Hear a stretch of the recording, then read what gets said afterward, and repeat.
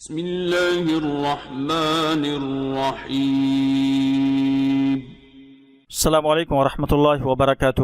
ناظرین، تو متفرش کا استقبال ہے مقرر ٹی وی چینل کے ایپیسوڈ تجوید کورس میں۔ ناظرین، آج ہمارا ایپیسوڈ نمبر 13 اور آج ہم بات کرنے والے ہیں ناک سے قرآن پڑھنے کا طریقہ۔ جی ہاں ناظرین، آپ سن کر تعجب کر رہے ہوں گے کہ ناک سے بھی قرآن پڑھا جاتا ہے، کیا ناک سے قرآن پڑھنا چاہیے؟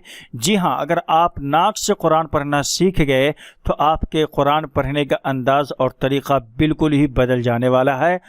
تو ناک سے قرآن پڑھنے کا مطلب یہ بھی نہیں ہے کہ پورے قرآن کو اور تمام حروف کو آپ ناک سے پڑھیں، بلکہ غنہ، اخفا، ادغام، اقلاب جہاں ہوگا وہیں آپ نے ناک سے پڑھنا ہے۔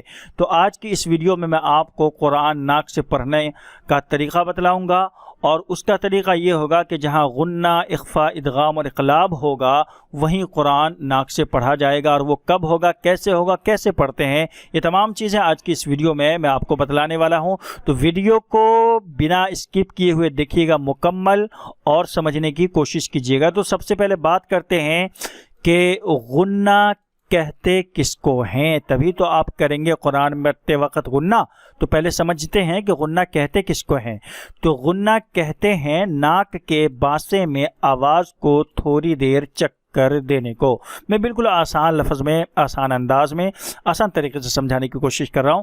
غنہ کہتے ہیں ناک کے باسے میں، ناک کا جو سوراخ ہے اس میں آواز کو تھوڑی دیر چک کر دینا، گھمانا یا تھوڑی دیر روک کے رکھنا، یہ غنہ کہلاتا ہے۔ کب ہوگا اس کو بھی جان لیتے ہیں۔ نون اور میم پر جب تشدید ہو، ہے نا، شد، جب تشدید ہو تو غنہ ہوگا۔ نون اور میم پر جب تشدید ہو تو غنہ ہوگا۔ اس کی مثال بھی میں آپ کو دیتا ہوں لگا ہاتھوں۔ یہ دیکھیں اس کی مثال، جیسے وما کان الناس الا امۃ، یہاں پر دیکھیں یہ تشدید، نون پر تشدید ہے تو اس میں کیا ہوگا، غنہ ہوگا۔ اسی طرح سے میم پر بھی یہاں تشدید ہے تو اس میں بھی غنہ ہوگا۔ تو ہم ایک مرتبہ بغیر غنہ کے پڑھتے ہیں، ایک مرتبہ پھر غنہ کے ساتھ پڑھیں گے، دیکھیں گے آپ دونوں میں کتنا فرق ہے۔ وما كان الناس الا امة واحدة، یہ بغیر غنہ کے ہے، کوئی مزہ نہیں آیا اور کوئی اچھا نہیں لگا۔ اب ہم اس کو غنہ کے ساتھ طرح پڑھتے ہیں۔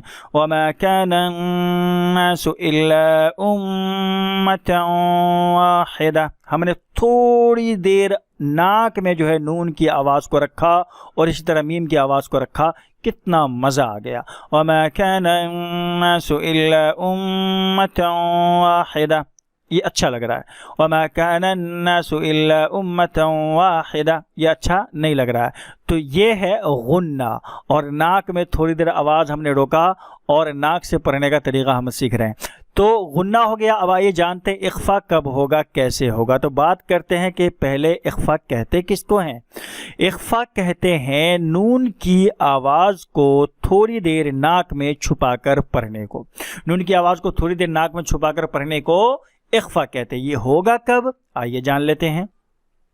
تنوین یا نون ساکن کے بعد حروف اخفا کے 15 حرفوں یعنی تا، ثا، جیم، دال، ذال، زا، سین، شین، صاد، زاد، تا، ظا، فا، قاف، کاف میں سے کوئی حرف آوے تو اخفا ہوگا۔ سمجھ گئے؟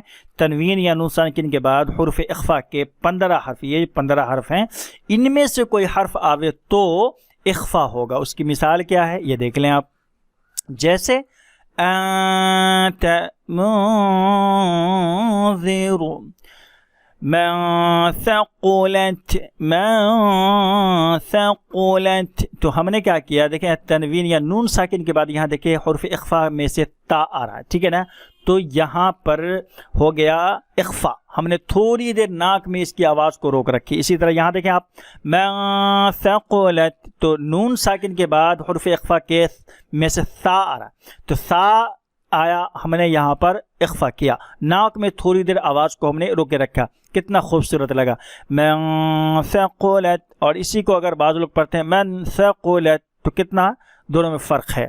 تو یہ ہے اخفا کی مثال۔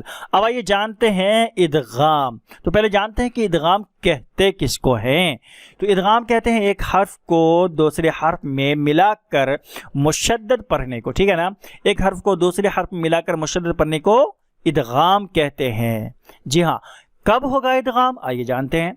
نون ساکن یا تنوین کے بعد حروف یرملون یعنی یا، را، میم، لام، واو، نون، ان میں سے کوئی حرف آوے تو ادغام ہوگا۔ جی ہاں، نون ساکن یا تنوین کے بعد حروف یرملون یعنی یا، را، میم، لام، واو، نون میں سے کوئی بھی حرف آوے تو ادغام ہوگا۔ اس کی مثال کیا ہے؟ دیکھیں یہاں اس کی مثال جیسے محمد رسول اللہ الہا واحدا، تو دیکھیں یہاں تنوین کے بعد یہاں دیکھیں حروف یرملون میں سے را ہے نہیں، تنوین یہ دال پر ہے اور یرملون میں سے را ہے، تو یہاں پر ہوگا ادغام، یعنی دال کو را میں ملا کر مشدد پڑھنے کو ادغام کہتے ہیں۔ تو تنوین یا نون ساکن کے بعد حروف یرملون میں سے را آ رہا ہے، اسی لیے ہم نے دال کو را کے ساتھ ملایا اور مشدد کے ساتھ پڑھا، اس کو ادغام بلا غنہ کہتے ہیں۔ بلا غنہ کیوں؟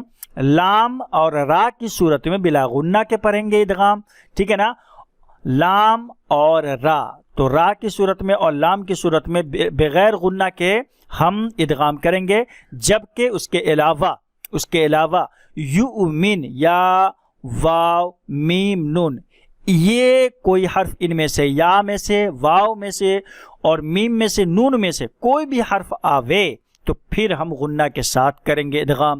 جیسے ہا کا ادغام ہوگا واو میں، ہا کا ادغام ہوگا واو میں، اب یہاں یومین میں سے واو ہے تو اس کو ہم غنہ کے ساتھ پڑھیں گے، الہا واحدا، تو یہاں ہم نے تھوڑی دیر آواز کو ہم نے ناک میں چھپایا اور ادغام کے ساتھ پڑھا، تو دیکھیں کتنا طریقہ بدل گیا، الہا واحدا، یہ دیکھیں کیسا پھیکا لگ رہا ہے، اور الہا واحدا تو کتنا میٹھا لگ رہا ہے، تو یہ ہے ادغام۔ اس کے ذریعے بھی ناک میں تھوڑی دیر آواز کو روک کر پڑھتے ہیں، اس لیے اچھا لگتا ہے، تو ناک سے قرآن اس طرح پڑھتے ہیں۔ اب آئیے جانتے ہیں لگے ہاتھوں اقلاب کسے کہتے ہیں؟ اقلاب کسے کہتے ہیں؟ تو اقلاب کہتے ہیں نون کو میم سے بدل کر پڑھنے کو، نون کو میم سے بدل کر پڑھنے کو اقلاب کہتے ہیں۔ کب ہوتا ہے؟ آئیے جانتے ہیں۔ نون ساکن یا تنوین کے بعد با آئے تو اقلاب ہوگا، تنوین یا نون ساکن کے بعد با آئے تو اقلاب ہوگا، جیسے ایسے من بخل واللہ خبیر بما تعملون۔ آپ نے دیکھا ہوگا کہ قرآن میں یہ جو نون ہے، نون ساکن، اس کے بعد یہاں میم با پر ایک چھوٹی سی میم ہوا کرتی ہے، چھوٹی سی میم ہوتی ہے، تو یہاں پر دیکھیں نون ساکن یا تنوین کے بعد با آئے تو اقلاب ہوگا، تو نون ساکن ہے یہ اور با آگے، تو یہاں پر اقلاب ہوگا۔ اب اقلاب کی صورت میں بھی ہم ناک میں تھوڑی دیر آواز کو رکھ کر پڑھیں گے، جیسے من بخیلا، یہ نہیں ہوا، من بخیلا، من بخیلا، من نہیں پڑھیں گے بلکہ من بخیلا پڑھیں گے، میم کو میم سے ملا دیں گے، من بخیلا، با نہیں پڑھ کے من بخیلا، تو قرآن میں یہاں پر چھوٹی سی ایک میم دی ہوتی ہے، وہاں پر آپ کو پتہ چل جائے گا۔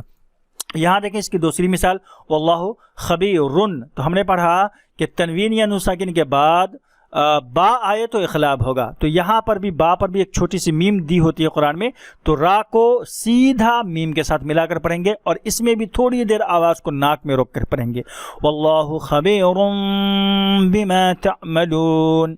تو یہ ہے قرآن پڑھنے کا وہ طریقہ جو ناک کے ذریعے ہم قرآن کو پڑھتے ہیں، اور وہ طریقہ غنہ، اخفا، ادغام اور اقلاب کے ذریعے ہوتا ہے۔ اگر یہ چاروں چیزیں آپ سیکھ گئے اور قرآن کو غنہ، اخفا، ادغام اور اقلاب کے ساتھ آپ نے پڑھنا شروع کر دیا تو آپ کے قرآن پڑھنے کا طریقہ یکدم بدل جانے والا ہے، سننے والا انشاءاللہ آپ سے بہت خوش ہوگا اور قرآن کو آپ قرآن کے طریقے سے پڑھیں گے۔ تو آج کے لیے بس اتنا ہی، جاتے ہوئے ویڈیو کو لائک کر دیجئے، چینل پہ نئے تو چینل کو سبسکرائب کر لیجئے تاکہ ہماری ویڈیو آپ کو ملتی رہیں، اب تک پہنچتی رہیں۔ ملتے ہیں انشاءاللہ ایسے ایک نئی ایپیسوڈ کے ساتھ۔ السلام علیکم ورحمۃ اللہ وبرکاتہ۔